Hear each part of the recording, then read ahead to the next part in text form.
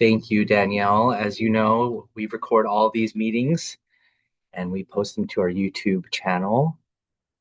We'll cover that in just a minute. In fact, actually, Hallie, it's 9:02. If you want to give me a thumbs up for when we want to get started, we can go ahead and do that.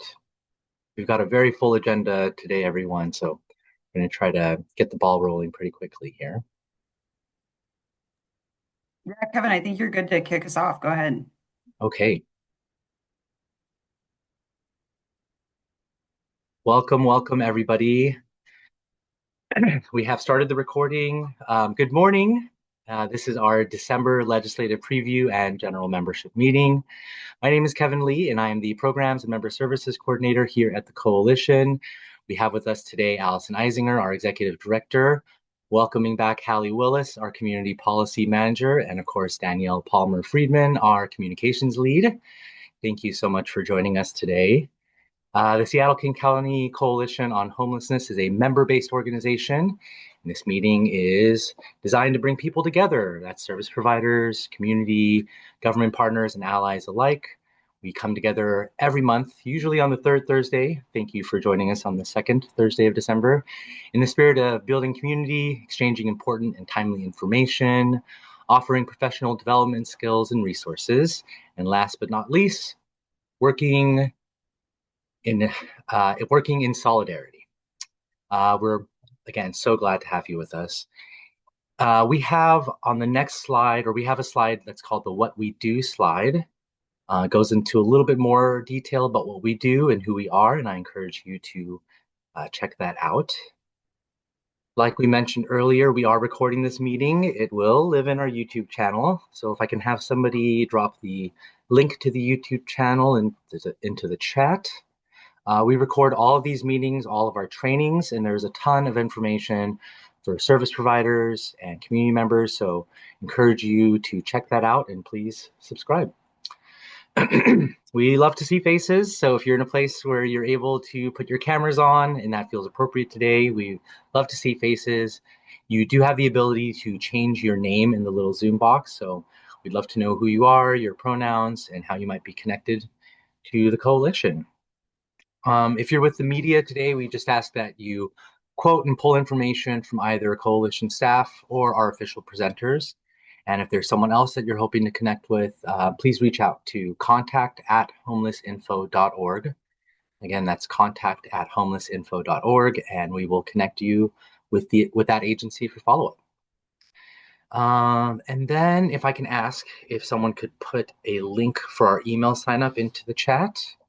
Of course, you may already have that email link, but we know that Zoom links, or you may already be connected to our emails, but we know that Zoom links can get shared around, and we just want folks to be connected directly to us if they would like. Okay, if we could go back to the agenda slide, please. Thank you. So we are very excited. We've got a full agenda today. We're going to be getting started here in just a minute. We're welcoming a number of guests as part of our legislative preview, some community leaders, and mostly elected officials. So we're very glad that you could make it. Now, switching gears back, I would like to ask somebody to volunteer to read out our mission, vision, and values, please. You can go ahead and just raise your hand or come off mute. Don't be shy.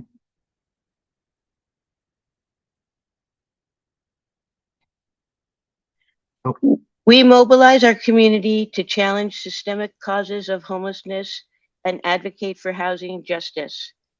Our vision, a region that acts on a shared sense of responsibility to ensure that everyone has a home.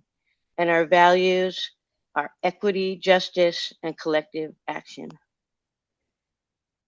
Thank you so much. Yes, as you may know, this is a long-standing tradition of the coalition to read out our mission, vision, and values.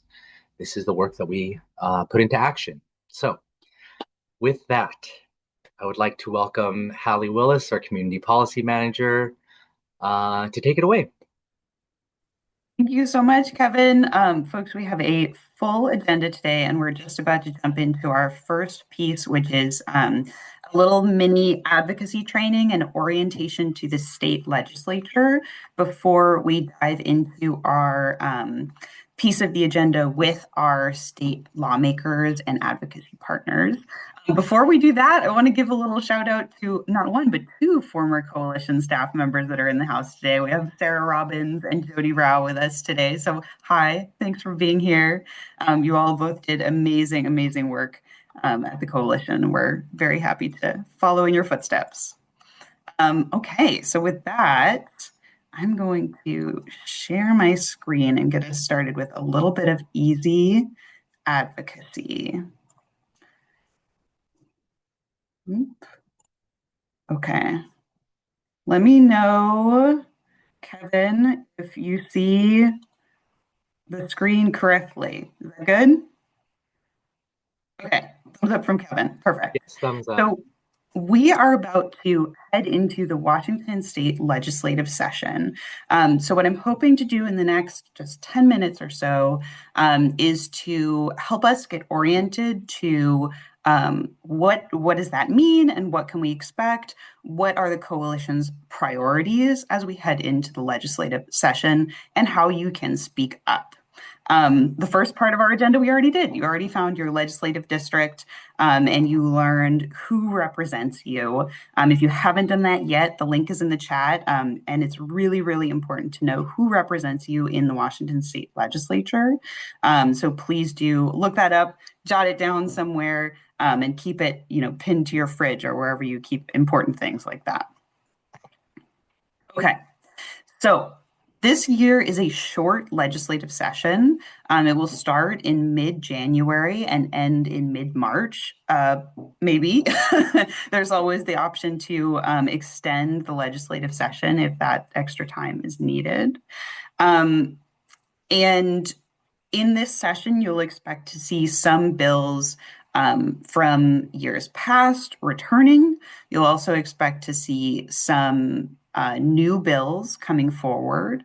And I think really one thing to highlight about this year and what to expect is that we're facing a really significant budget deficit in Washington State. And that's before considering things like the impact of cuts to SNAP and cost shifts of SNAP that will really have a really huge impact on the Washington State budget. So one way that I've heard sort of this legislative session forecast is it's going to be like 85% budget and 15% everything else. So you can expect to hear a lot from us about progressive revenue, which is the revenue that we need to raise to be able to pay for really important things like keeping people connected to their benefits and keeping people in their homes.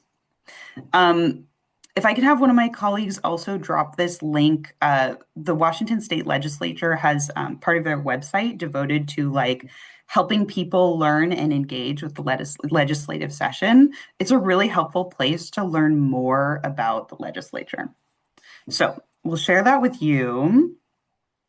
And with that, I've already sort of sprinkled some tidbits about some of our priorities in here today, but here are our legislative priorities as they stand today. I've put draft in all caps because these, of course, change throughout the session, but this is what we know so far.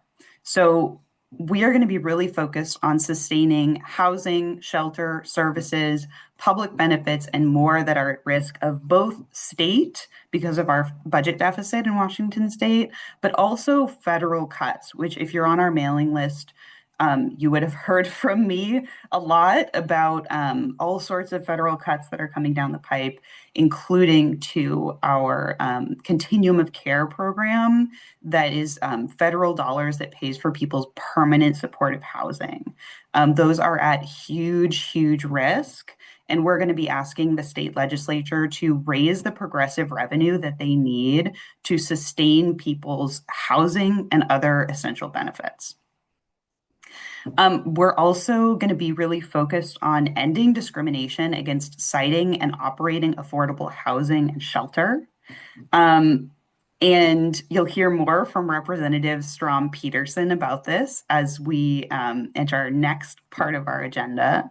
This is a really important bill that Representative Peterson has run for the last couple years, and we're really hoping to get it over the finish line this year.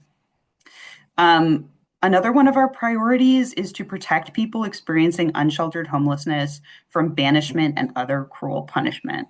You'll hear a lot from this from Representative Mia Gregerson, who ran a bill to this effect last year. If you joined us for any of our legislative session advocacy last year, you'll have heard about this as well. Okay. And I just want to pause and double check with my colleagues that we're letting people in through the waiting room. I've seen a couple people pop up a couple times, so just wanted to make sure that people are making their way in. Thank you very much. Okay, before we go on, I wrote you a poem and I fixed it from last year. I messed up my syllables last year and got called out in this meeting, so I'm pretty sure this is okay. Call your reps again. You won't annoy them, I swear. They need to hear you. This is a point that we make over and over again throughout the legislative session. As bills and budget requests go through the legislative process, they will touch multiple different bodies of lawmakers, and you need to contact them over and over and over and over and over again. You are not annoying them.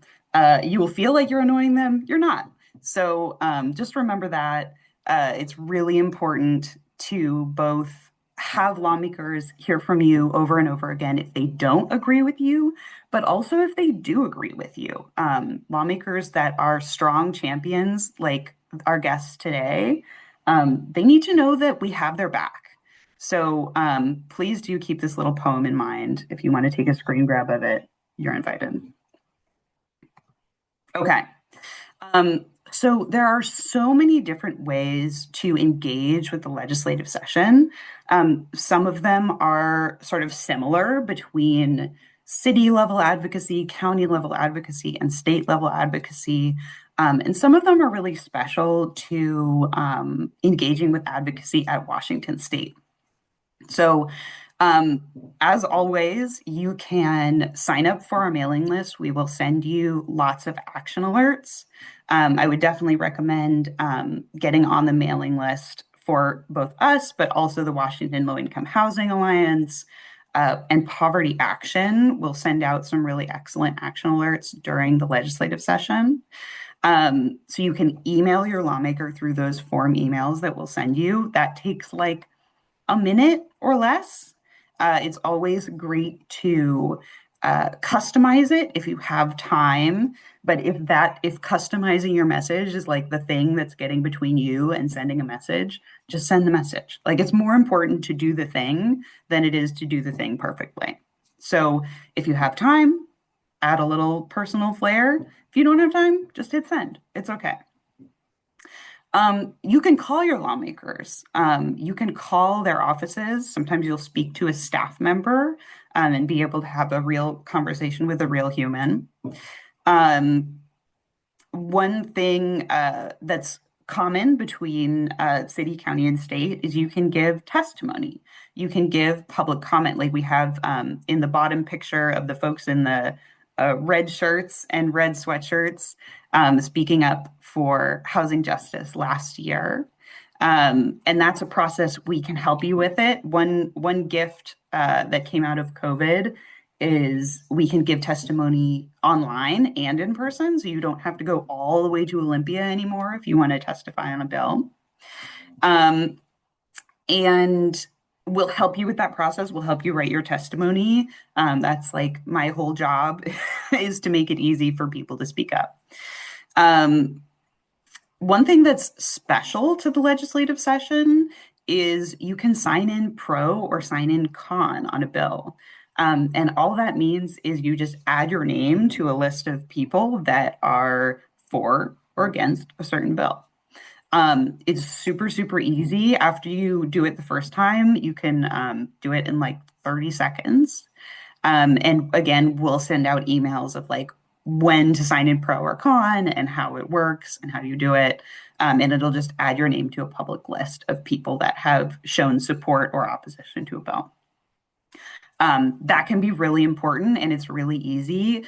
A lot of the time, lawmakers will check that before they go into a vote to see, like, are there more people for or against this thing? So really important and really easy. There's a bunch of other things you can do. You can go to a town hall meeting in your district. So if you get on the mailing list of your lawmakers, they'll send out notifications when they're having a town hall in district. And you can go to an advocacy day. And I'll talk a little bit more about that at the end. So let me have Danielle launch the poll. We're going to ask you, what ways are you going to speak up this legislative session? So take a look at that. Give us some answers. You can check as many as you want. Awesome. I see some answers coming in already. And some of the, like, you can do other fun things too. You can post on social media. You can give your baby a sign and take a picture of them, post it somewhere. Like, you can do any number of things. It's not limited to just the few that I've talked about today. So take a few moments. I'm seeing some awesome answers coming in today and a really interesting split. Cool.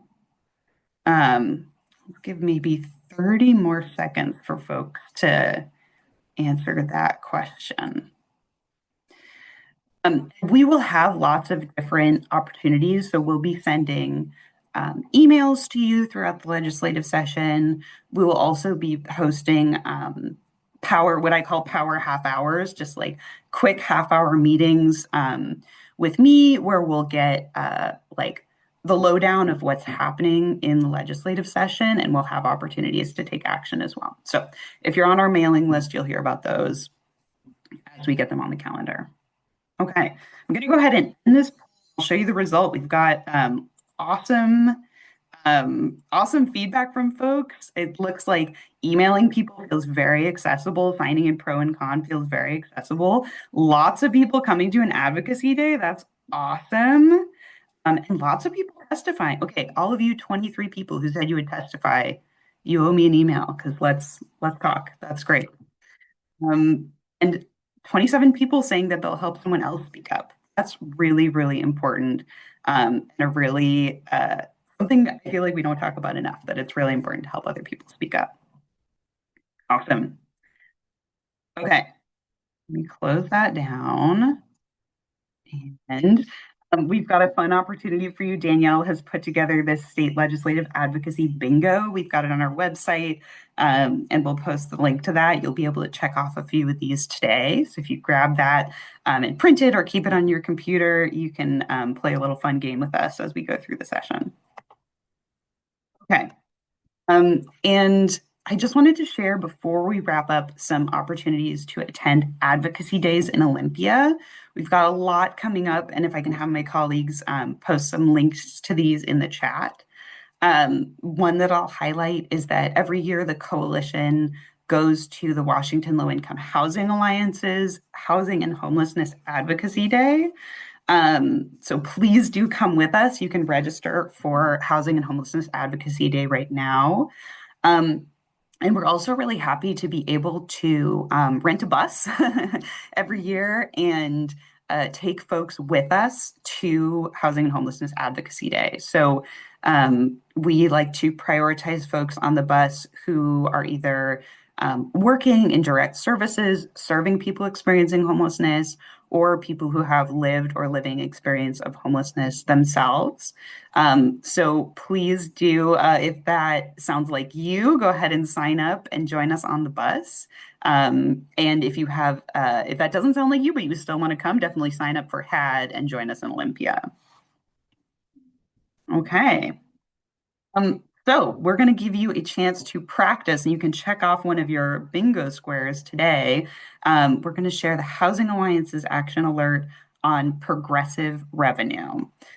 So we're going to share that in the chat, and please do take 1 minute and take that action today and check that off your bingo form. Okay. I'm going to stop my share. and invite people to take that action. If one of my colleagues could drop that action in the chat, that would be most excellent. And I'll just pause maybe for just 1 minute and see if there are any quick questions that I can answer before we move on to our lawmakers. We didn't see too many questions pop up while you were going in the chat. However, if anybody has any questions now, please feel free to raise your hand or come off mute. I know this is really fast. Like I went through that so fast because I wanted to leave plenty of time for our lawmakers that we have joining us today. We'll be doing more opportunities throughout the session to like learn more about how does this work and how do I speak up. So if that's interesting to you, definitely make sure you're on our mailing list and we'll get you connected. Okay. With that, oh, good question about the progressive revenue proposal. There are a number of proposals. I don't have time to go into them all right now. I'll just mention one that got pretty far last year, and we're hoping will make it even further this year, is called a financial intangibles tax, also colloquially known as a wealth tax, that would tax people's stocks and bonds in excess of a certain amount. So that's one that's really promising. There's a number of other progressive revenue proposals on the table as well. Okay. All right. With that, I am going to take us into our next section, which is our legislative advocacy portion, our legislative preview portion of our agenda. And we have a lot of guests joining us today. Our first guest is going to be Leanna Cresson. And Leanna, are you here? There you are. Hi. I'm here. Brianna is the policy and field manager at the statewide Poverty Action Network. Poverty Action is a really great advocacy partner of ours. Would definitely recommend getting on their mailing list. So, Leanna, thank you so much for joining us. I'll hand it to you for some quick introductions. Oh my goodness. It's so nice to be here with all of you today. Thank you for having me here to give a quick update. For those that don't know me, hello, I'm Leanna Cresson. I use she, her pronouns. Like Hallie said, I work at Poverty Action Network, and I love it. I love getting involved in all this advocacy stuff, so I'm glad to be here with y'all today. Today, I'm going to give you a little, I want to talk a little bit about funding, about public benefits, and a little bit about advocacy. I'll talk a little bit about the context, where we've been, where we're at, and where we're hoping to go in this next session. Hallie gave some great like overview of like sort of the landscape that we find ourselves in. So I'm going to dive a little bit deeper into that and then talk about like sort of the now what of it all. And then definitely open to questions, thoughts, comments, all of that afterward. All right. So if you were involved with session last year, you may remember, oh boy, was there a budget deficit, and it was big. And we did our darndest. We did some progressive revenue and we did some cuts, and it was rough. And now we are in a budget deficit again, not great. So where we're at is that DSHS, who runs many of our public benefits, is already operating at a $40 million deficit. So that means they need $40 million more to do what they need to do. Oop, that's not working. So you may have noticed if you've called them, there's really long wait times. Maybe there's things that need to be updated, that the tech updates are just taking a really long time. So there's just not enough cash to go around. So that's where we started. And then, oh no, the federal government. In July, there was this giant bill. People call it different things. We like to call it HR1. It's also been called the Big Beautiful Bill. It's called OBA sometimes, the One Big Beautiful Bill Act. But for simplicity, we'll call it HR1. And it did a whole lot of things, namely gave benefits to those who are wealthy in terms of tax cuts and different tax breaks and all those types of things, and simultaneously cut services for those living in poverty. SNAP, Medicaid being the top, sort of the top two biggest ones, although there were others too. And so that did a whole bunch of things. Basically, it's going to it makes states have to pay more of their share. So the federal government will pay less, the states will have to pay more. There's higher burden of proof for people who are on SNAP to maintain these eligibilities. So there's more red tape that people have to go through, that the state has to also go through and check the proof that people are having to provide. It also targets immigrants, taking away their eligibility for many of these programs, depending on their type of immigration status. And it certainly doesn't help our budget deficit because it's taking away federal funding for all those things. So it's kind of making the hole even deeper. So all that's happening in SNAP sort of now and looking forward, like next year is when some of the cost things for the state are going to kick in. And then those things are also going to be mirrored in Medicaid, that sort of same list that's going to start happening in Medicaid next year as well. So it's sad, it's rough, and we're also not powerless in this moment. There's things that we can do. And so let's think about that. So that's where we've been, where we are now. Like, where do we go from here? We've been in a situation sort of like this before, not entirely, but back in 2011, as a result of the Great Recession, our state was in a similar big budget deficit situation. And what the legislature decided to do that year was a lot of cuts to human services, a lot of policy changes that made it harder to get on benefits, harder to stay on benefits. And it was really damaging. We're still, in fact, sort of trying to make up those cuts that had happened. We're still not back to baseline from the cuts that were done in 2011.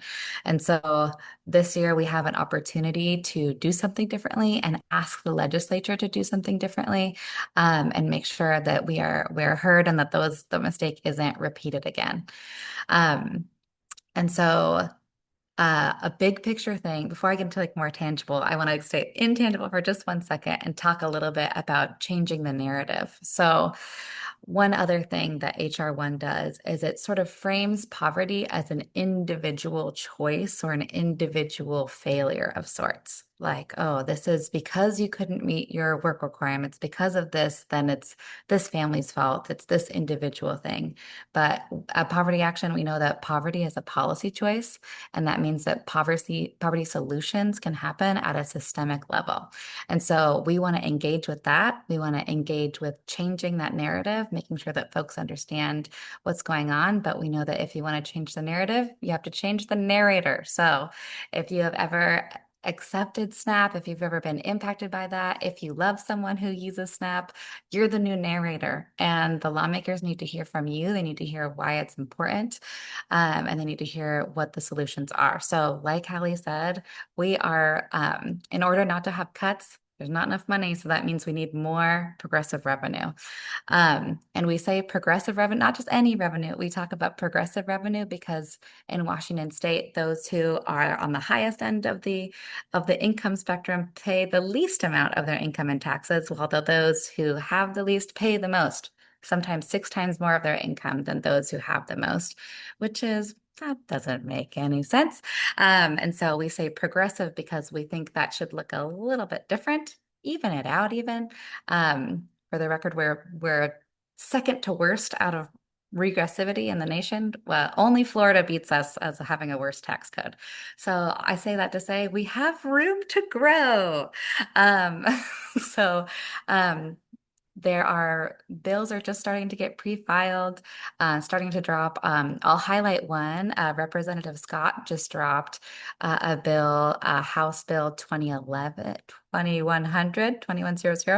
And what that would do is it would do sort of a payroll tax for large corporations, and it puts money in something called the Well Washington Fund, which is designed to mitigate the impacts of HR1. And so asking those large corporations who have some tax loopholes that they're maybe taking advantage of that incentivize them to be here in our beautiful state, closing some of those loopholes so that we can make sure that those with the least can actually make those ends meet, that they're not having to go without food, not having to go without medical care. That's the one that I'll highlight right now. A lot more progressive revenue things are going to keep popping up. So we need to be supporting those, making sure that we're choosing to make a bigger pie instead of having people have less pie. Overall, there's room for us to grow. There's room to go around. People need to hear your voice, and we need to be supporting those things. That's all I'll say for right now. I'm also going to, I saw in the poll, there's some people who might be interested in coming to a lobby day. There's some folks who might be interested in getting some emails about like, how do I act? When do I act? It can be, the legislature is intentionally inaccessible. So if you're trying to navigate it and you're feeling like, oh, it's hard to make my voice heard, I don't know when to say what to who and how to make the biggest impact, that's what we're here for. We'll be here in your inbox bugging you like, hey, now's the time, send this email, or hey, you want to testify? So we'll be sort of like helping you, we'll Gandalf you through this Middle Earth of madness, if you like. And yes, so I'll drop those two links, one to the network news and one to Lobby Day. And I'll stop there and just thank you so much for your time. And yeah, let's do this together. Brianna, thank you so much. I was cracking up so hard the whole time you were talking. So you have like the greatest little quips, including, oh no, the federal government, and will Gandalf you through this Middle Earth of legislative session. I'm going to write those down and put them on my wall. That's great.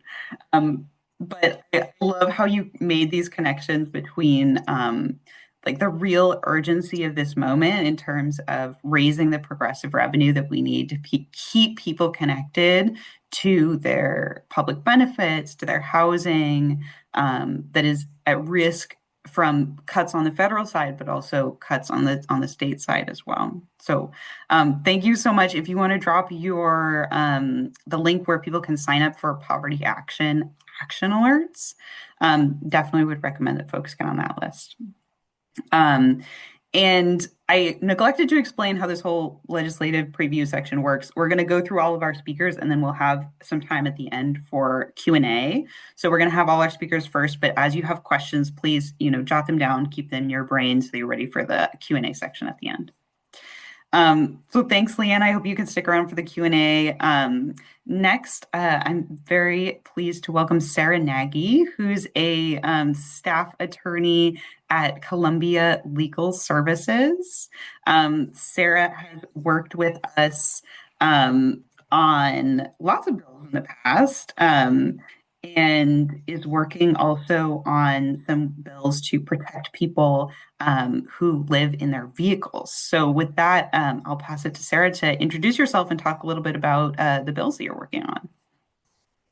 Hey, good morning. Can everybody hear me? We can hear you. Awesome. Hi, everybody. Thank you so much for the opportunity to come and speak to you today. As Hallie said, my name is Sarah Nagy. I'm a staff attorney with Columbia Legal Services. We are a statewide civil legal aid organization. We do litigation and policy work on behalf of communities in poverty across the whole state. I'm based in Olympia, and so I do quite a bit of legislative work with CLS. And thanks again to Skitch for the time to talk today about specifically House Bill 1240, sponsored by Representative Peterson, who's also with us today. And I just want to give y'all some background on this bill, a little bit of context for the issues, and kind of what we're trying to hope to accomplish with it. So this is a bill that is intended to help our neighbors who live in their vehicles when they have their only shelter towed and impounded. So our goal with this bill is to get vehicle shelters out of impound quickly, because that keeps people from having to sleep on the streets, and it reduces the amount that they have to pay back, and keeps from, compounding those issues with debt. So a little bit of background on this. When somebody who lives in their vehicle, whether that's a car or an RV, when it gets towed, there's a lot of barriers that prevent them from getting their shelter back. And I think the most obvious one is the towing and impound fees. If they can't pay those fees, their vehicle can be auctioned off to pay that debt, and that leaves them completely without shelter. Our Supreme Court in Washington has established a really important protection for people in this situation. Under the state and federal constitutions, people can't be forced to pay excessive fines. And in Washington, when a court determines whether a towing fine is unconstitutional, it has to analyze someone's ability to pay the fine. If they will lose their vehicle because of their inability to pay, the court can choose to lower the fine to something they can actually pay to get their vehicle back. So this is really great for people in deep poverty, but there's still barriers to getting there. It's not always applied. And a big reason we felt it was so important to bring House Bill 1240 is because the statute, like the current towing statute, is actually in conflict with this case law. So we've seen a lot of cases where judges are setting fines without taking into account people's ability to pay as they're required to do. And that means that people's cases get dragged out in the appeals process. It leaves them homeless longer. It drives up the impound fees. And if they can't get good legal help, then sometimes that means that their vehicle is sold, it's auctioned off, and there's just nothing they can do about that. And I mean, there's other barriers, getting in front of a judge who can apply the right standard is really important, but that means you have to get in front of the judge. We still see all the time that people can't get to court to have their case adjudicated, to have their vehicle declared a residence.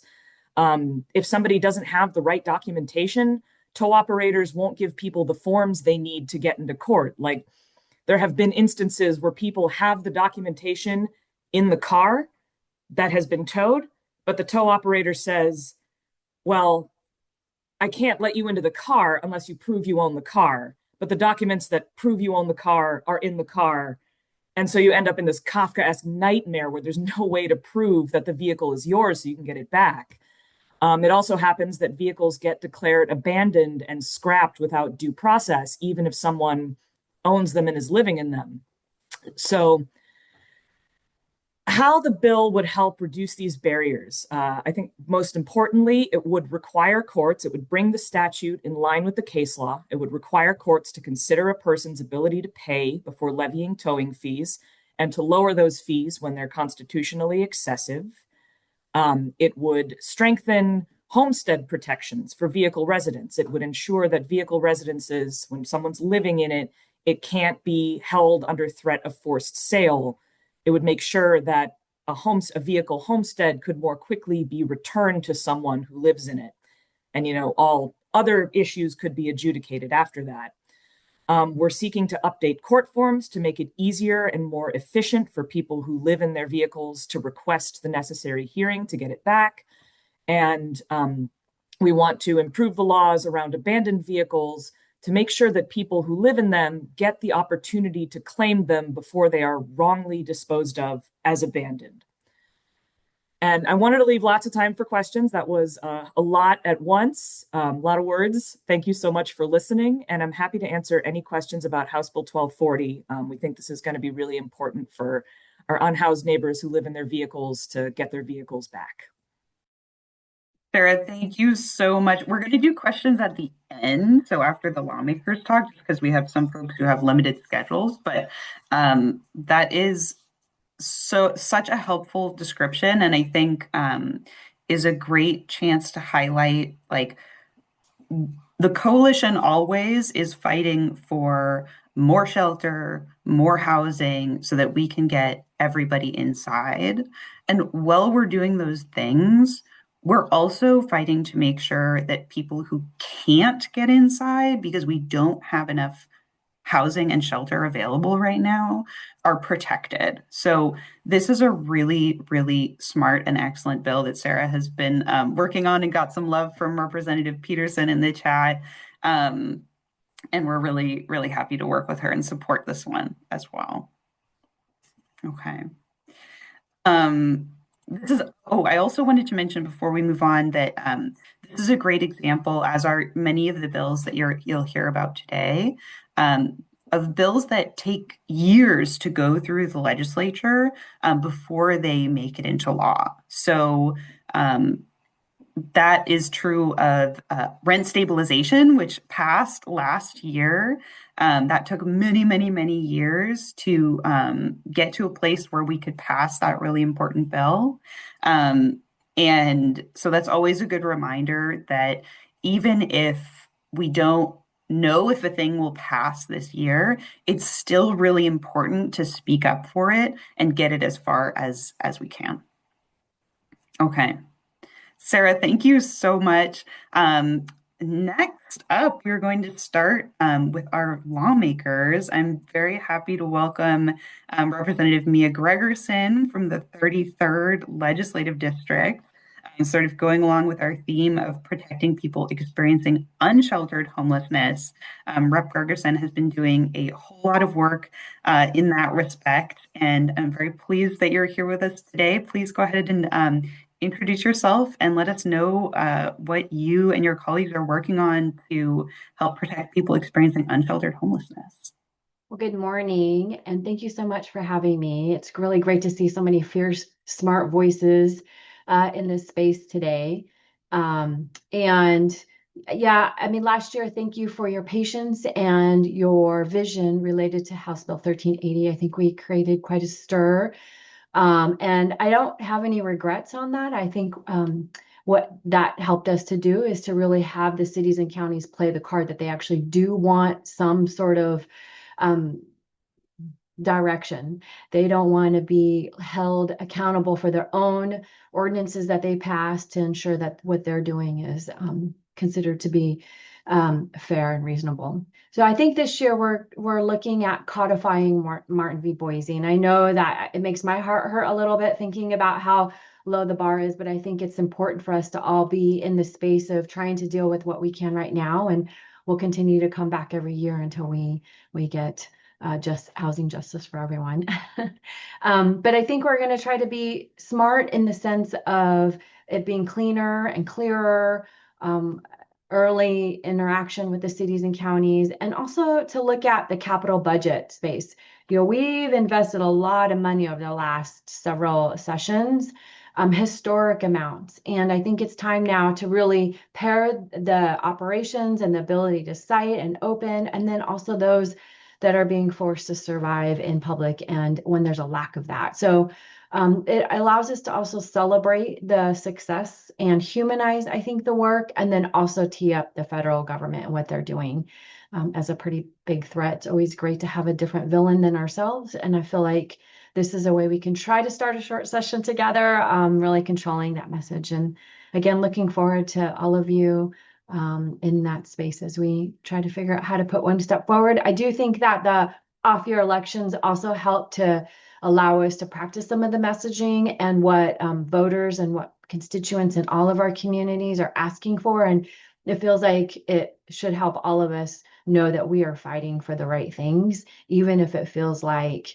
media is not as kind to us. I do feel like when it gets down to who's behind those doors, who's voting, what do they want locally, I feel like we're seeing and hearing good things. So thanks. Thank you, Rep. Gregerson. And maybe for folks who, we've got a lot of folks here who were really tuned in last year and were connected to House Bill 1380, but maybe for folks who weren't, could you talk a little bit more about sort of what problems we're seeing in terms of local jurisdictions creating really harmful laws, as well as, you know, the federal government now starting to push that as well, and maybe talk a little bit about what are you hoping the legislature might do to step in and help protect folks in the face of really harmful laws like that.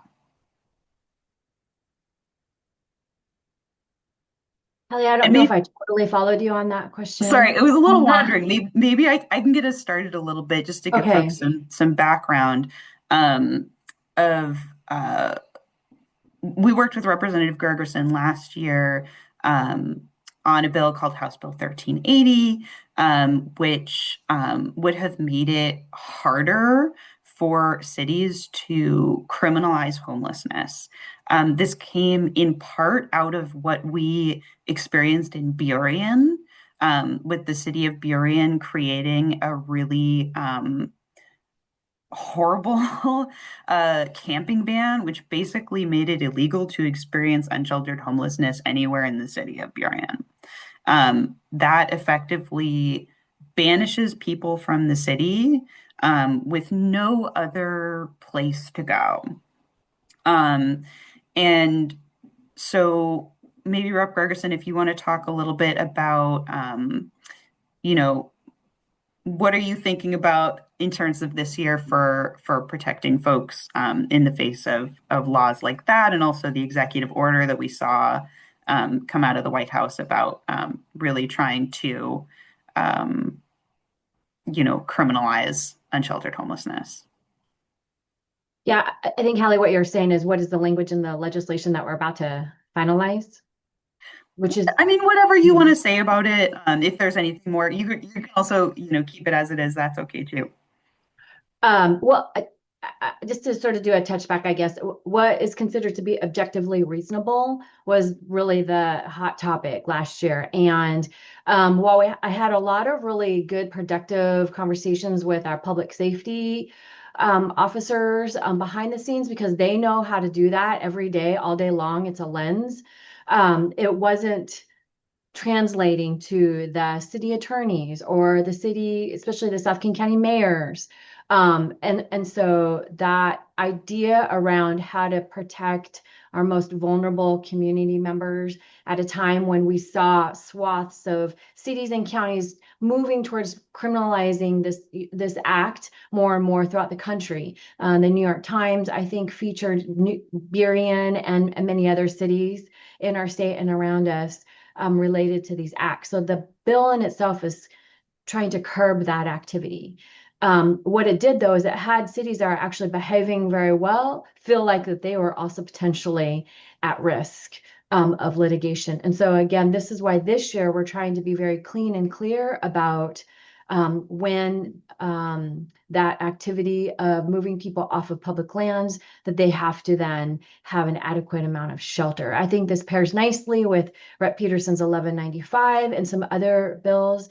I think I don't have Representative Osman Salahuddin's bill related to religious facilities. I even think that Representative Zahn's bill 1808 relating to creating more affordable homeownership through a revolving account. So I think we just have to pair some of that, and we also are probably going to have to get to the heart of the conversation around, yes, a high percentage of people, when you clear an encampment, do move into shelter, but that attrition does happen, and we need to continue to humanize what that looks like and what that means.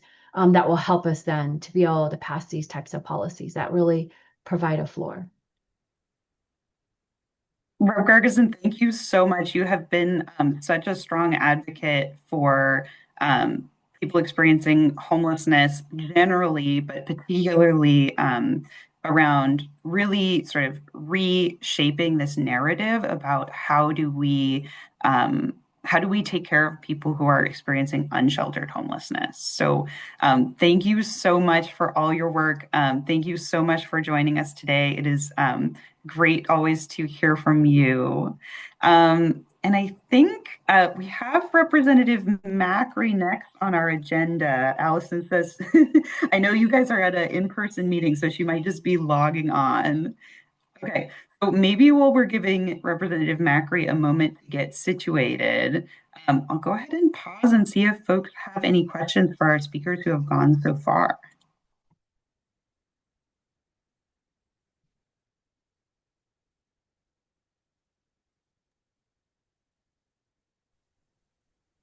Yeah, Stacy, please go ahead. Well, in regards to these bills, I'm just wondering why we are not using, some of the counties have purchased hotels during COVID, and those parking lots as well as the hotels are decayed and sitting empty. And if we could set up programs to where some of the people on the street that have vehicles have been priced out of other facilities, because now First, it was the manufactured home communities. Now it's the senior housing because the rents are too high and they're being priced out. If they have a car that they could park there or an RV they could park there, it gives the opportunity also to provide services at those locations so that we can also help in so many ways. So that would be one. And then also we have to where the female shelters, because they did add one here, King County did add one in our area. The women, senior women that are being priced out of their homes had to stay in a bus stop for 3 days because they're not accepted until after 72 hours of actually being homeless with nowhere to live. So that's both of those are kind of sad to me that we can't take advantage of that and change those things and in an amendment. Thank you. Daisy, thank you so much for highlighting that. I feel like that's a such an important point to raise about that our homeless population is aging, and that comes with a whole other host of really important needs that we need to take care of, and that there are some opportunities like this that we can take advantage of if we can put the revenue in the right place to do it. So, Daisy, thank you so much. I didn't hear like a specific question in there. If I'm missing something, feel free to jump in. But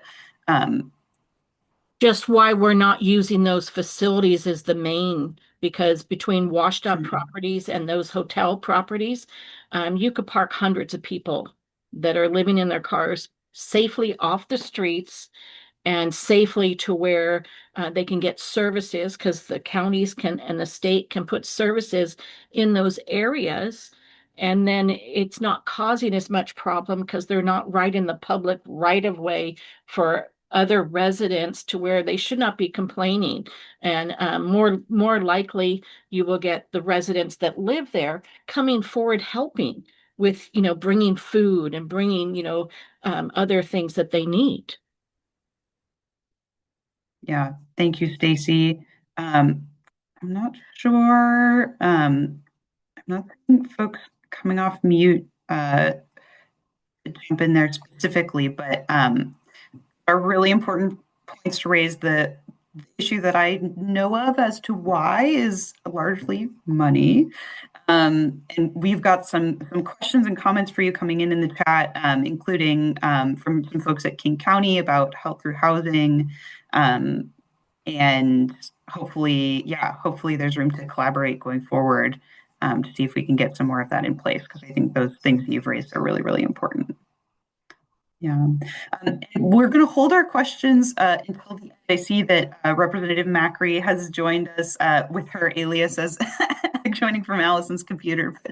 But, Representative Macri, thank you so much for joining us. Macri is hailing from my alma mater, the 43rd Legislative District. She's been a fabulous champion on so many things, including the state budget and our efforts to help take care of people who are at risk of losing their homes due to the federal HUD continuum of care cuts. So Rep. Macri, I'll hand it to you to introduce yourself and tell us a little bit about what you're hoping the state can do to both help with the continuum of care cuts that we're seeing coming down the pipe, and also how you're hoping that the state will address its really significant budget deficit so it can continue to take care of people who need benefits, housing, and all stuff. Great. Thank you so much. Thank you so much. It's great to be here, and I'm honored to be here with some of my very close colleagues that you're also hearing from. So thank you for having us today. So, okay, I don't know. I don't think that Rep. Gregerson talked about budget. Is that right? Okay, great. So Rep. Gregerson and I work really closely together. We're both vice chairs on the Appropriations Committee, and so we are part of the team that works on the state operating budget on behalf of House Democrats. And we work together on all of these issues related to housing and homelessness funding, but also all areas of the state budget. So I do want to set the context before I talk about the COC, just so you can understand some of the options that we are talking about at the state level. You all have probably seen the news, and you've probably heard in other meetings that you've been in that the state budget is not good. We have a big shortfall. This comes off of last year, a session that many people called the worst session in history, the most challenging budget, situation we've had since the Great Recession, et cetera. It turns out we actually closed a $19 billion gap in the state budget last year over our 4-year budgeting. And that was because the costs of providing public services is increasing for 2 reasons. One is inflation. Inflation means it just costs more to provide services to people, and second, because of demand. More and more people need state services and are entitled to those services. So everything from K-12 public education enrollment to SNAP, Medicaid, et cetera. So inflation plus demand means costs of our kind of base budget has been going up. We then added another $8 billion in new expenses, policy choices by the legislature, signed by the governor over the 4-year period. And so one of the biggest areas we did that is in funding special education, increasing our funding to special education in public schools. But there were a number of other areas. We increased state funding in housing and homelessness in order to backfill decreased receipts in document recording fee, right? So we were able, while that didn't result in an increase in access to services, it was an increase in state investment. And we invested in a number of other areas as well. So that 11 billion just to maintain what we were doing plus 8 billion equals 19 billion. We saw that through a combination of new taxes and pretty significant cuts in other areas. So there were cuts in childcare, the trajectory in terms of childcare subsidies for low-income families. That was one notable one, but there were cuts in a number of other areas that we all care about. And some of your organizations or some of you were impacted personally by some of those cuts. As we head into the 2026 session, we are seeing similar shortfalls for similar reasons.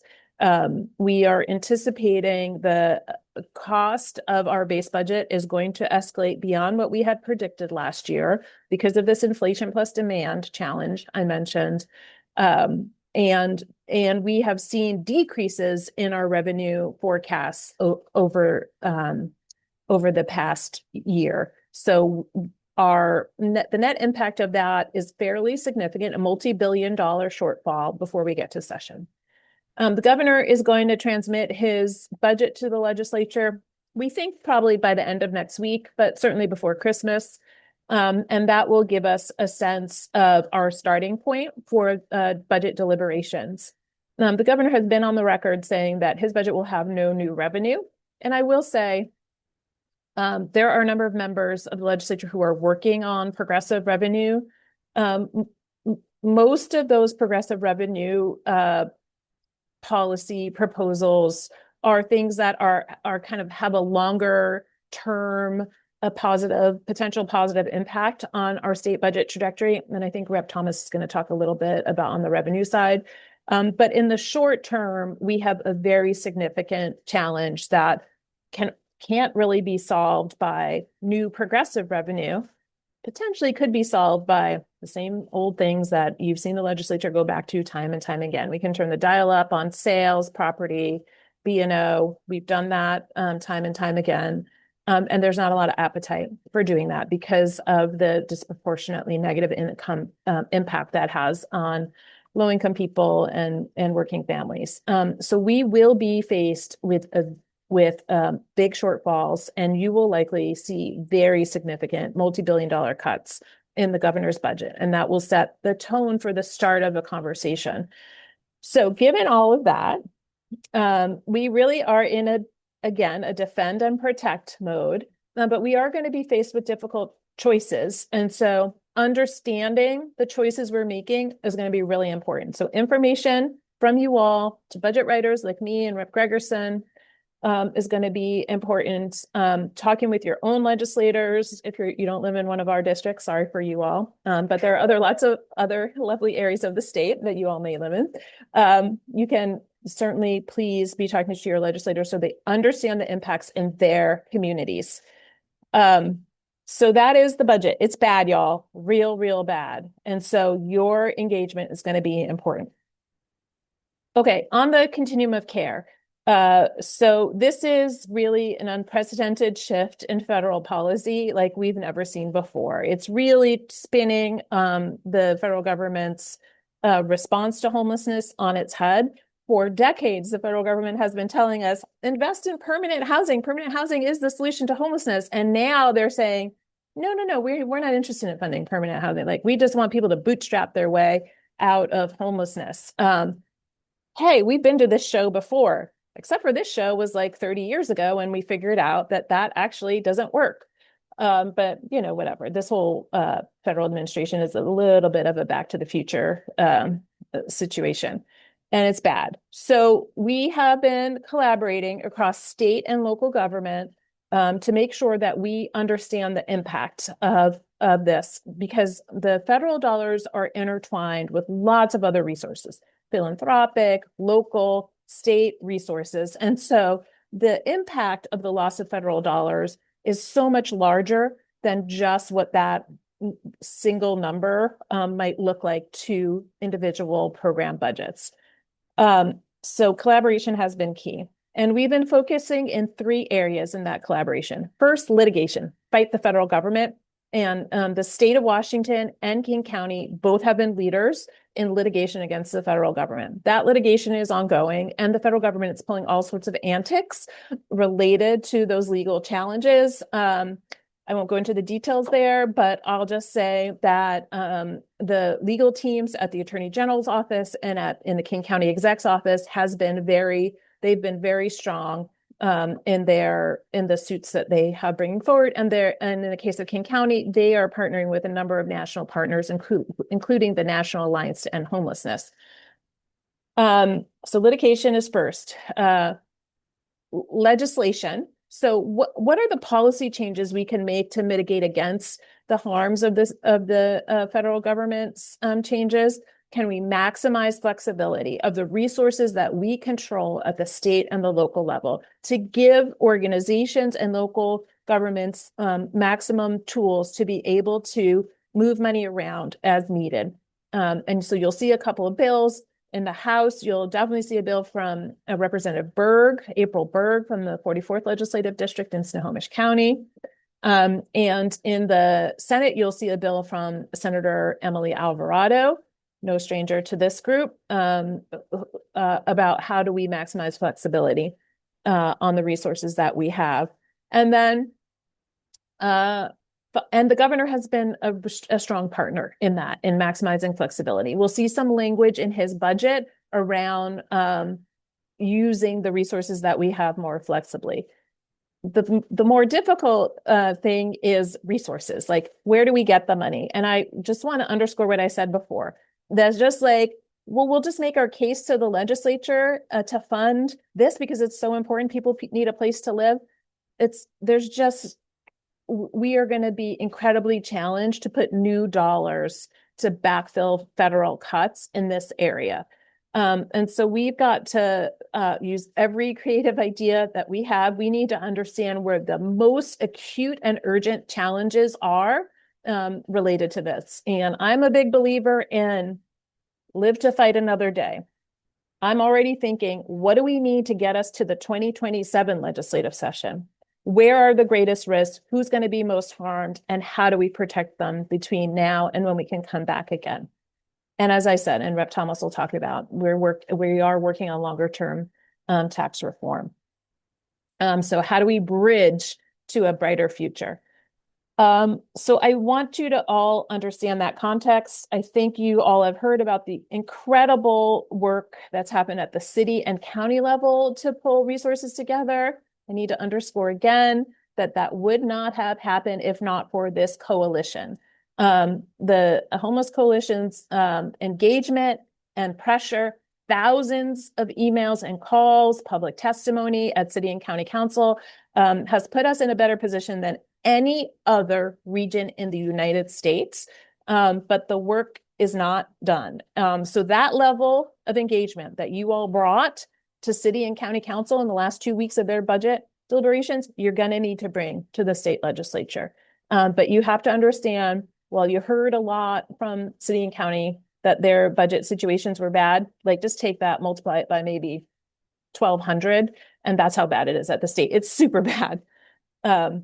So that's where we are, and your advocacy is going to continue to be really, really, really essential. So thanks for your engagement on all of these issues. Brett Macri, thank you so much for it's hard to know where to begin, for everything and for the flowers, and really a whole lot of the COC advocacy that we did at the city, at the county, and that we'll be doing at the state was in partnership with DESC and Brett Macri and her DESC hat and our other friends over there, and with all of you. I mean, all of those emails and calls really got us from a place where, like, a few months ago, like, lawmakers didn't know what was going on with the COC, to a place where we had $21 million in the Seattle budget. So in a really difficult budget year, like, that is, I can't overstate how huge of a victory that is. So just want to thank you, Rep. Macri, for your ongoing advocacy on that front, and for lighting a fire under us to contact our lawmakers to raise that progressive revenue that we need and give us the flexibility that we need to keep people in their homes. So thank you so much. And we know you have to hop off. You're at an event, so thank you so much for taking the time to join us today. And with that, I want to welcome Representative Strom Peterson from the 21st Legislative District. We've had some foreshadowing in the chat of what Rep. Peterson is going to talk about. He's been working really hard for the past couple of years on a bill that would help site more shelter and housing in our local jurisdictions that need it so badly, particularly during a time when we're seeing local jurisdictions putting roadblocks in front of housing and shelter simply because simply because of the people who will live there, and that they have low or no incomes. So thank you so much, Representative Peterson. Very pleased to hand it over to you to introduce yourself and let us know what you're working on. Great. Thanks, Holly. And somebody put in the chat that Rep. Macri was both candid and inspirational, I think. Yeah. So hallelujah for that, because, man, she's right. This is going to be hard. But in that kind of budget framework, we do have some opportunities, and I think that's what some of the stuff that I'm working on. Sarah Rockstar on 1240, she's really been the one to put that one together. The work that Representative Gregerson is doing, like, there are some policy choices that we can make kind of outside of the specific funding that will help. I mean, we're going to need we're going to need some funding. Plus side, we'll still have some capital budget dollars. Like, there's still some money available to build things and construct things, and maybe we can massage some of that money over to help on the kind of day-to-day operations. That's still kind of to be determined. But specifically, what I've been working on with House Bill 1195, there is a chance we'll have a different bill. We're coming up with the final draft here in the next few days. It might change enough where we have to drop a new bill, so don't get too excited about the number 1195. Unless we keep the same bill, then get excited about the number. But as Hallie pointed out, we're seeing a number of cities that are putting up roadblocks to build housing. And kind of our mantra going in, and might even be Representative Macri that came up with this, that housing is housing, right? So it doesn't matter your source of income, doesn't matter the situation that you find yourself in. If a city allows for a type of housing in a certain part of that city, they should allow for housing in that part of the city. So that's really this. So this bill builds on House Bill 1220 from a few years ago, which a lot of you put a lot of work into, and I just greatly appreciated. But we still have cities that just really aren't following the rules, and they're finding ways, zoning regulations, um, kind of land use regulations, all sorts of things to interfere with the building of what's step housing. So emergency housing, permanent supportive housing, as Rep. Macri talked about, transitional housing, all those housing places where, people that are really, really struggling need to get them off of the streets per Representative Gregerson's bill, and into something where they can have some safety, some security, and hopefully, as in the literal term, transitional housing, work their way, back into some semblance of safety. So basically, this bill is going to pretty simply say, again, if your city, in this zone of your city, if you allow multifamily housing, if somebody can build an apartment building of 50 units, then a provider can build a permanent supportive housing shelter of 50 units. If this part of your city allows for a fourplex, maybe a fourplex, then somebody can come in and build a fourplex for domestic violence survivors or some other transitional housing. Pretty straightforward, I think. But there is, of course, going to be some pushback. I mean, some people in the chats have noted some of the cities that in particular have been bad players. Maybe not ironically, some of the cities that pass kind of draconian ordinances about camping are also the cities that are fighting hardest against siting housing. You can't have it both ways. If you don't want people living on the streets in front of your city hall, you need to try to encourage some providers, and they're out there and they're doing some great work to build some housing. And I also just kind of, wanted to touch on Stacy's Valenzuela's earlier question. Part of that, this is all part of this solution. A little pat on the back for what we're doing up in Snohomish County with a couple of hotels that they're taking a while to get open, but we're doing some really good job rehabbing those. We're hoping to have 2 motels open by the beginning of the year. But it is, I think what came to mind in Stacy's question was, there's a partnership. So there are certain things that the state can do, right? We can make some of these mandates. We can do some funding, but we also heavily rely on our partners at the county and city level. So you all did some great work with, pressuring Seattle.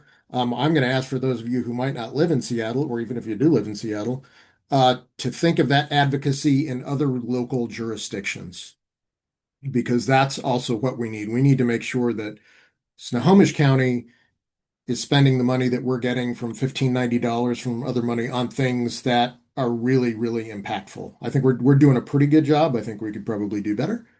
But same with cities, small cities, the city of Edmonds, those city councils, if you live near or in one of those cities, I think it's important for you to make sure that they understand their role in this. It's not just what we can do at the state level, but we really kind of the way it works, the money kind of trickles out to our counties. They're kind of boots on the ground, working more closely with a lot of our partners that are here on the call to get that work done. So that's where we are with 1195. I'm excited. This is one of the top priorities of the House Democrats. We just had our little, advance after committee days, and this and a number of other really, some of the progressive revenue policies really kind of floated up to the top of the list. So a few things that we can do that aren't going to be big cost drivers to the budget, but can really make an impact to make sure that we can get this work done. So thank you. The number of faces new that I don't know, but many that I do know on this call. The advocacy is critical right now, but not only for our offices and the allies. I mean, it's great to get support from our allies. It's heartening going into sessions like this. But be sure you can to reach out to your local elected officials as well, and whoever you think might need to hear this message. Rep. Peterson, thank you so much. That is such exciting news that it made it to the top of the list for House Democrats. It is certainly high on our list as well as a bill that we want to pass this year. So that is really exciting. I think this bill is really special because it's about fairness, and it's about ending discrimination against people experiencing homelessness and people living on low incomes. So definitely you'll hear a lot from me about this bill this year, whether it's called 1195 or something else. And thank you, Rep. Peterson, for all your work on this one. Thanks. And with that, I'm very pleased to welcome Representative Brianna Thomas from the 34th Legislative District. We met with Rep. Thomas earlier this year, and she was so fired up about progressive revenue. It was so inspiring to talk to you. So really, really glad that you can make it here today.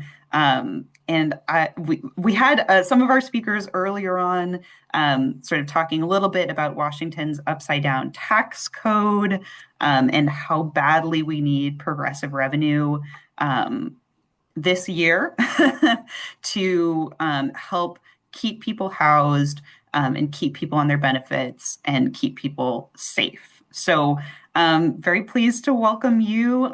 Please, I'll welcome you to introduce yourself and talk a little bit about what progressive revenue options we've got on the table this year and what people can do to support them.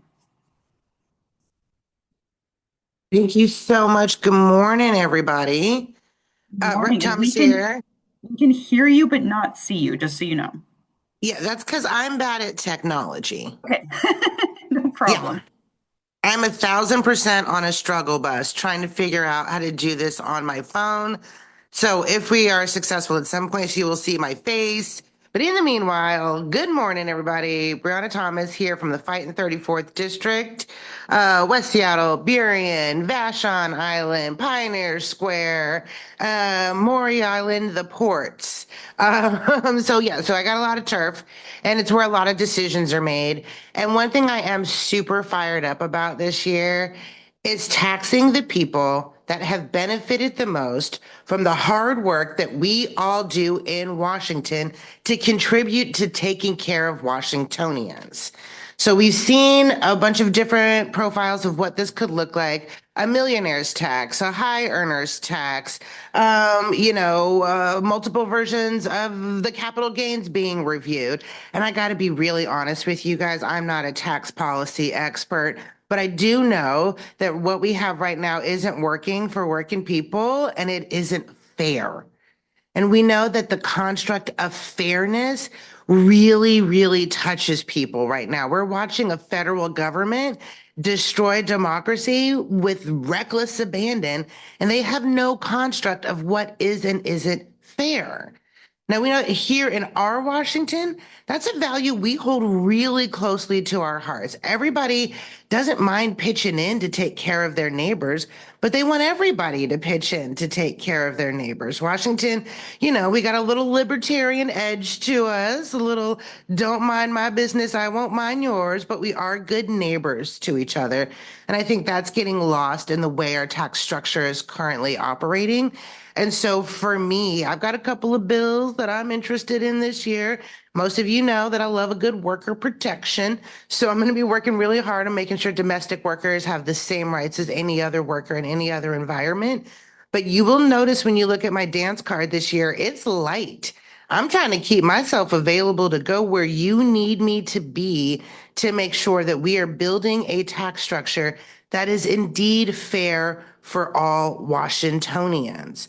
I don't think it's too much to ask that those folks who have benefited from our economic prowess and development pitch back in a little bit more. So if you see me on the marble and I'm running somewhere, just wave at me. I'm chasing a dollar so I can get it to you. And what I do need from all of you is emails and phone calls and pressure from every single corner of this beautiful state. So not a single one of my colleagues can say they haven't heard from anyone on this issue. You know, those of you that have heard me talk about my first year in office have heard me use phrases like the Thunderdome. That is where we currently govern. And I do need your support in there to keep my spirits up and to make this message resound on those marble floors. Like, we have got to bring the heat this year. And that's not to dispel the fact that we still have to make hard cuts. We aren't going to get through this year without cutting something because revenue takes a while to gather. And that's just the practical reality of it. But every day that goes by, every session that goes by that we don't make this decision is another year and another year and another year that we are put in this position. So I'm going to give it everything I got going in my second time, believing real hard with all of you that we do want a tax code that is fair and that we can get it done and that we do have the political will, even in an election year, God's forbid, to stand on our values. And maybe, just maybe, that'll be the thing that actually speaks to Washingtonians, doing the right thing. So that's my pep talk. I did not figure out my video, clearly. Uh, you do not keep me for my technical prowess. But I'm happy to answer any questions or at least try to if that's a useful minute of time. Rep Thomas, thank you so much. We are very happy to hear you, even if we can't see you. You definitely brought us some good energy and some good reminders to contact your lawmakers over and over again. Remember that little haiku I put in my PowerPoint just for you all? Like, I fixed it this year, Allison. I fixed it. Now it's actually a haiku. Yeah. But it's so important to really be in your lawmakers' inbox all the time, even if they're supportive, to keep that fire under them as well. So Rep Thomas, thank you so much. And with that, we're going to move into our Q&A. So all of our presenters who are able to stay on, please do, and we'll do our best to facilitate a Q&A. I'm very bad at keeping track of questions in the chat. So I'm going to preference people who raise their hand. And other than that, I'm going to ask my colleagues to help me manage the chat and surface any questions that you think should be in the discussion. Awesome. Please go ahead.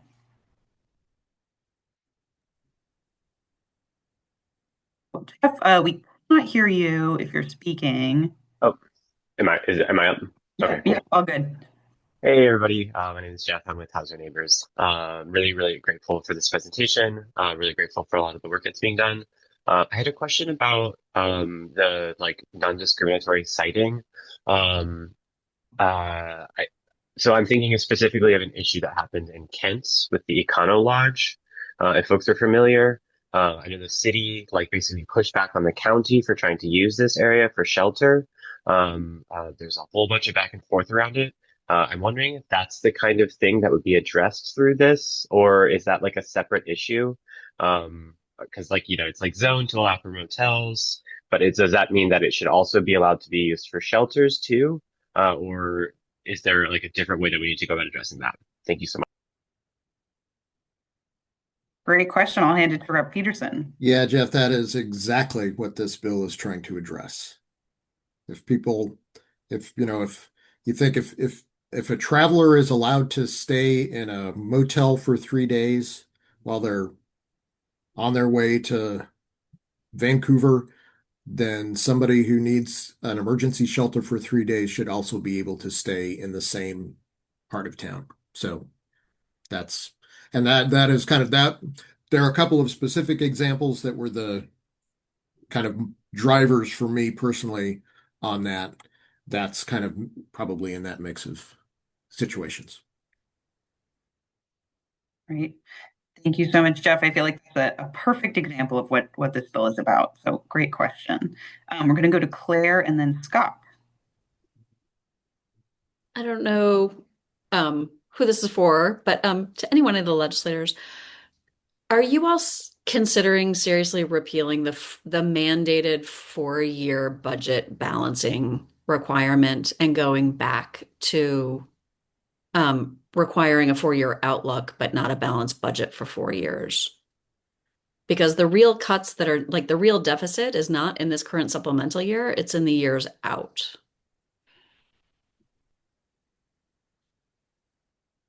Thanks, Claire. I know Rep. Macri had to hop off because she's at an event, but maybe Rep. Gregerson, do you want to take a stab at that one? Or Sure, Thomas, yeah. I see you coming off I don't mute. think that's on our list of a high priority at this point. I think you'll see the governor's budget won't balance. He's going to take the first stab at it, so we'll see what the political pushback is on that. Awesome, thank you. Rep. Thomas, I see you off mute. Did you want to add something to that as well? No, again, I'm just bad at using technology. Okay, sounds good. Just wanted to double check. Thank you, Claire. Also, for those who don't know, Claire is a fabulous advocate for all things food and SNAP. Definitely recommend getting on her mailing list as well. Claire, if you want to drop that in the chat, so folks can sign up, that'd be great. And Scott, please go ahead. This is kind of a more, it's a question that I have about state revenue that I want to get some sort of talking points to start communicating with, legislators and the public about the need for different revenue sources for the state. My understanding is that the state's economy and population continues to grow, but that the specific things, the specific parts of the economy that we tax to gain revenue for the state have been shrinking as a percentage of the overall state's GNP. And that if you look back over the past like 3 decades, 3 decades ago, the state's revenue for public services was much higher as a percentage of the state GNP than it is now. So revenue has been falling as a percentage of overall economic activity and population in the state over the past 30 years. And I think that this is something that it'd be great to get some sort of I don't know, study or information to be able to explain this problem to, the public and to legislators. Or, maybe I'm wrong. This is just my understanding. I'm not an expert, but if anyone could speak to that or point me in the direction of information that would kind of describe this problem that we were having in the state of Washington, that'd be great. Thanks, Scott.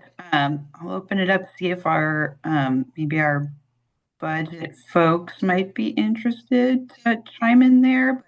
But maybe while folks are thinking, I'll just offer that the Balance Our Tax Code Coalition, the Washington State Budget and Policy Center, and I would throw Economic Opportunity Institute in the mix there, are all working really hard on issues related to and adjacent to that.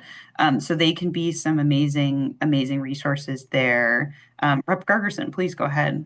Yeah, and I think that last question was great. We had a pretty detailed caucus presentation less than a month ago that sort of lays this out to help educate our caucus members on exactly what this is. It was in partnership with our finance chair, Representative April Berg. And so those are resources that every colleague will have to be able to share with you. And the truth is that we have decoupled sort of the economic prosperity with the actual revenue streams, which has created this huge instability. And if we were to actually couple it, Again, related to income, it would be at $86 billion rather than $79 billion. So you can see that just that alone. I also think that you're going to see a conversation around those that make $1 million or more. I know we talked a little bit about a wealth tax this morning, but I think constituents around the state, and again, this is a statewide issue because we're going to have to be able to hold a referendum at the ballot, is that people understand what it means if you make $1 million or more, and then making the tax system more fair. So I think you're going to see us really trying to dial in using some of those dials. It needs to hold up in court so we can ask the right questions. And then you also don't want us to balance the budget on reducing taxes in other places before an income style or a more fair tax structure is actually held in place and we're actually able to collect on that, which puts us into a 2-year clip. And maybe even a 4-year clip for a full build out. So again, I know Rep. Macri did an awesome job kind of talking about our recent issues, and then Rep. Thomas also, but that's going to help, I think, to get to your question. And we can send over some resources to this team that maybe you can all distribute to others. Thank you, Rep. Gregerson. That would be awesome. Great. Great questions. Are there any other folks who want to ask a question live, and or I'll turn to my colleagues and see if there's anything that we should elevate from the chat for a live question. Chat is looking good.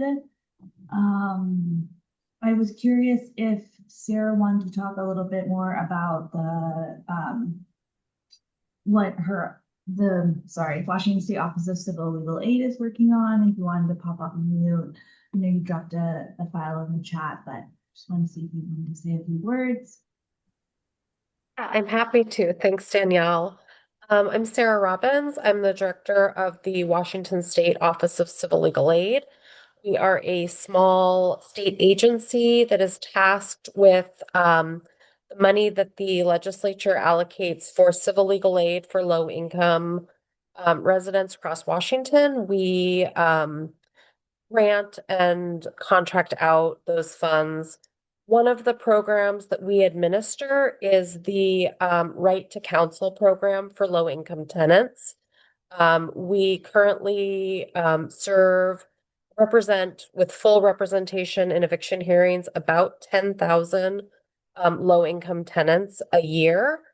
Our data shows that about 89% of tenants that we represent stay housed, either in the housing that they're being evicted from or negotiated into another type of housing. It's an extremely successful program. In the biennial budget, our program was only fully funded for fiscal year 26, the fiscal year that we're in right now, and not for fiscal year 27. So we have a $3 million deficit for the second year of the biennium. So we are asking for essentially maintenance funding of $3 million to keep program at level funding. If we do not get this funding, about 2,000 tenants per year will not have an attorney with them at their eviction hearing. So this is part of the budget. This is part of budget advocacy. All of the legislators that have talked today, we know are very supportive of this program. And always happy to, talk with folks, share information. I did put our one-pager in the chat, and let me know if you have any questions. Sarah, thank you so much for all your work. It is so important. We look forward to supporting that as well. If there's a way for folks to stay in touch about the stuff that you guys are up to, definitely feel welcome to drop that in the chat as well. And with that, I'm seeing that we're wrapping up our questions. I want to say a huge thank you to all of our lawmakers and guests who joined us today. And and invite you to stick around for the rest of our meeting. We're going to take some federal actions. Thank you so much for joining us today. You all are amazing allies in Olympia, and we look forward to sending you so many emails during this short session. I want to also give some flowers to Melanie Smith, who's here. She is our most excellent contract lobbyist. So she is down in Olympia representing the coalition and all that we are fighting for. So if you see Melanie around, give her some love because she works really hard. So thank you, Melanie. With that, I'm super happy to turn it over to Allison to talk about some actions that we have coming up.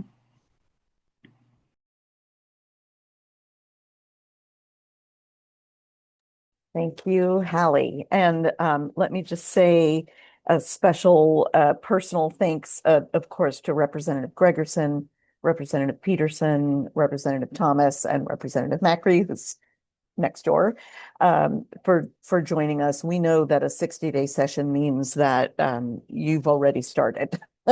So this is a wonderful way to share with dozens and dozens of people some of the highlights of what the legislative and budget priorities are. And I'm just really impressed by the caliber of lawmakers that we have.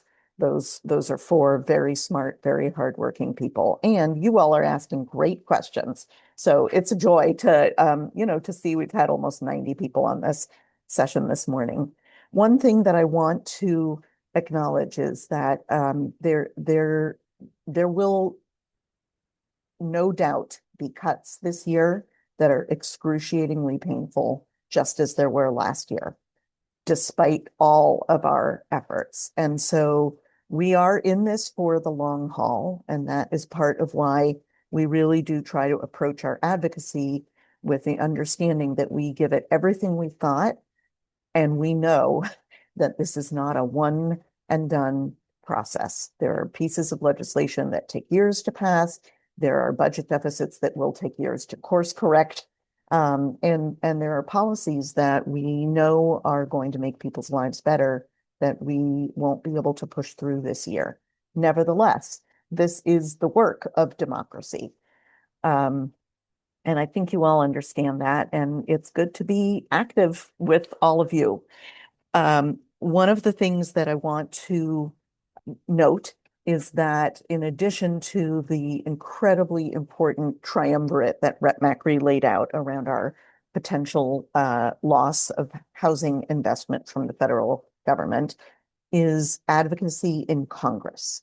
We have in Senator Patty Murray an extraordinarily connected, informed, and engaged champion, and Representative Jayapal, Senator Cantwell, Representative Smith, other members of our congressional delegation have been hearing about this. And indeed, the meeting that Representative Macri and I are at right now includes state lawmakers, people from philanthropy, and people from other sectors who are extremely interested in preventing the loss of housing through the COC funds.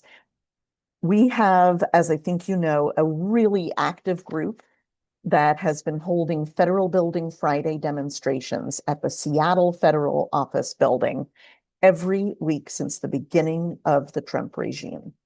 Every Friday, they pick different themes. They're there to support federal workers. They're there to speak up for good policies, to speak in solidarity with immigrants, refugees, Black and brown neighbors who are being outrageously targeted and having their rights violated. And they're there to help promote advocacy. So when they saw what happened this past Monday with the federal judge being poised to hear the lawsuit from King County, Washington State, and many other entities, including the National Alliance to End Homelessness, and the result that HUD pulled the NOFO, they called us up and they said, would you like to come speak at the Federal Building Friday protest? So we said, of course, thank you very much. We'll be there. So we're inviting you to join us. Obviously, it's the middle of the day, Friday, downtown Seattle. If you're able to make it, come on down. It's a great way to show solidarity. We'll have some signs. No doubt it will be raining. And it is a powerful and I would say joyful way to demonstrate consistently to our federal elected officials. We're not forgetting that the other Washington is an important site of action. And honestly, the more HUD delays this NOFO funding process, the more pressure builds for Congress to prevail in saying you simply have to renew what you funded last year based on the 2024 application, because this will cause further delays of months. And in the meantime, what are programs supposed to do if their budgets aren't, if their contracts aren't renewed? So that's a great opportunity, Danielle or Kevin or Hallie, if you could just put the cross streets in. I'm pretty sure it's like 3rd and Marion, but big federal building, you can't miss it. And usually there's some good cheer, snacks, and live music to power the demonstrations. We also want to recognize that at the federal level, there are so many outrageous things being attempted, one of which is another run at what is called the public charge rule. Those of you who are yourselves immigrants, or who have members of your family who are immigrants, or who work in this area, know that this is one of the ways that historically the United States has restricted who gets to become a United States citizen and who gets legal status like green cards, based in part on people's economic resources or their perceived need for public benefits. So in the first Trump administration, there was an amazingly powerful national coalition called Protecting Immigrant Families, or PIF, and they have continued to work. They are cross-jurisdictional, they are cross-issue area, they are an amazing coalition, and we have signed on, and we are going to invite you all to sign on to the Protecting Immigrant Families Coalition comment opposing the latest attempt from the Department of Homeland Security to amend the public charge rule. We have very little time to do this, and here is why it's important. Sometimes you get to speak to your lawmakers and talk to them face to face about a bill that you think is important, or that you support or you oppose and you want them to speak up for. And sometimes there's an administrative process, totally dry and boring, lacking in human beings talking to other human beings, and incredibly, incredibly important. What's happening now is a rulemaking process. Please don't go to sleep. The rulemaking process is a bureaucratic process that we can still have a voice in. And by law, the Department of Homeland Security must review every single comment that is submitted. And take a moment to think about the people in your community, in your family, in your lives, who may have very, very valid reasons for not being able to put their name down in a federal comment document. We all know that there are a lot of people who are going to be affected, who have every reason to be afraid of their names being put into a federal database, even for something as seemingly innocuous as commenting on a federal policy change. But that's where the rest of us can stand up and speak up and be counted. So your organization can sign on to the letter, and you as an individual can submit a comment. I think in the documents that have been shared in the chat are sample comments, and you can essentially copy and paste and just put in a sentence yourself. You might want to put in, my child's caregiver is a documented immigrant, and I am signing on behalf of that person. You might put in, my grandmother is in this country without legal status, and I am signing on behalf of her. You can put all sorts of things in, and you can insist that we not allow the Department of Homeland Security's rules to prevail, because what they are trying to do is essentially say, anyone who has ever received $1 of public assistance or whose family member has ever received $1 of public assistance may be denied legal status or citizenship in the future. That is un-American. It is unacceptable. And this is an important time between now and December. I believe it's December 19th at midnight, but I see it says December 18th, so I'm not going to trust my memory. Basically, it's December 11th. Do it now. If you have any questions about this or need any more information, please look up Protecting Immigrant Families Coalition. They have a great website, and I want to just really reiterate, you can sign on personally and your organizations can sign on. Last time around during the first Trump administration, over 100,000 comments were submitted. Not only does that demonstrate powerful resistance, I mean, 99% of them were opposed. Not only does that demonstrate powerful resistance now and for the historic record, but it slows the process of rulemaking down. So how's that for a little bureaucratic resistance? Hallie, Kevin, Danielle, please let me know, is there something else that I am supposed to be speaking about? Allison, no, that's great. Okay. I'll just add also for folks that the comment that Claire put is for organizations. So there's two opportunities. There's an organizational sign-on. So if you're attached to an organization, work that through whatever process you need to do to see if you can sign on. There's also an individual comment opportunity. So that's through like a federal government website. And that's the second link that I've put in the chat. And I've also dropped some like draft language that you can use as a starting place for your comment. So feel free to copy that, grab it, put it wherever you need so you can take that action. And yeah, I think that's all for public charge. Allison, thanks for walking us through that. It's a really, really important opportunity for folks to speak up.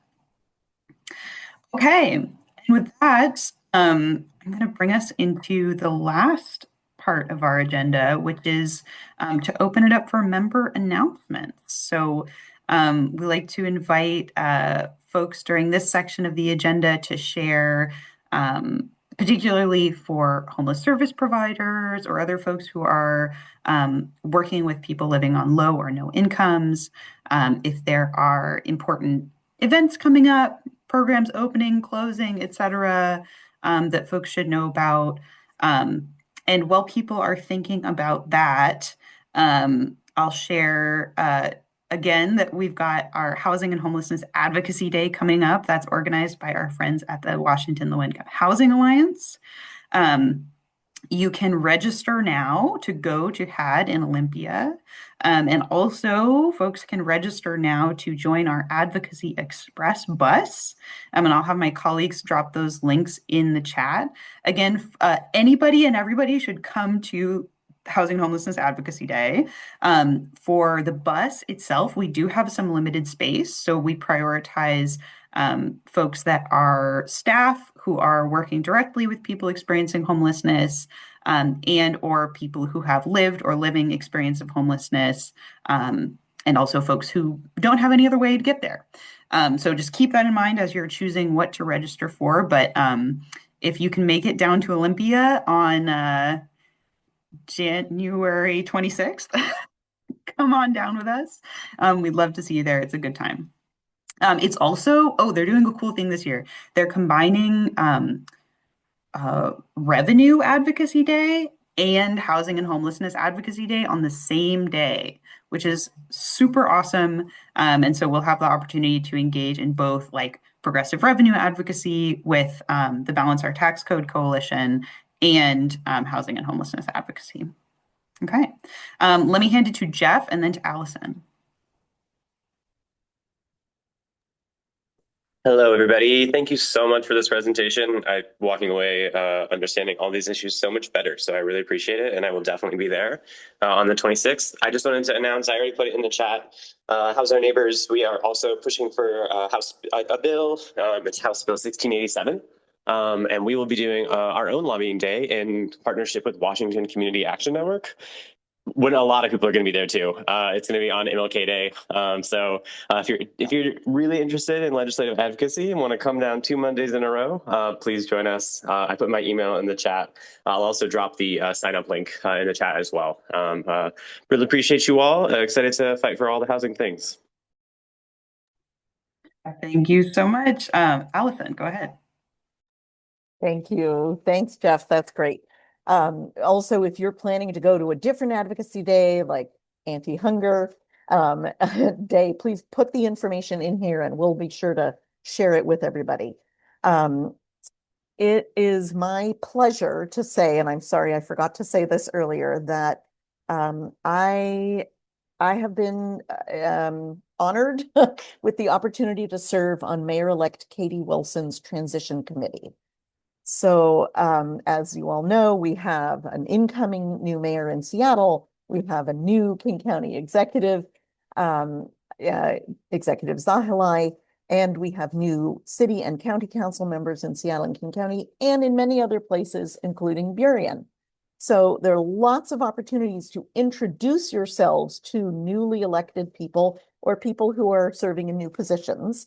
And we have a very short amount of time on Mayor-elect Wilson's transition team to gather a lot of information and synthesize it. And I am just getting going on this, but I want to give everyone a heads up that the coalition is committed to creating some opportunities, probably online for ease of scheduling between now and the end of January for people with direct experience of homelessness, direct service staff, and senior leaders of our member organizations and allied organizations to give some input on a particular set of questions. So please make sure you're on our email list because that's how we'll be sharing the information.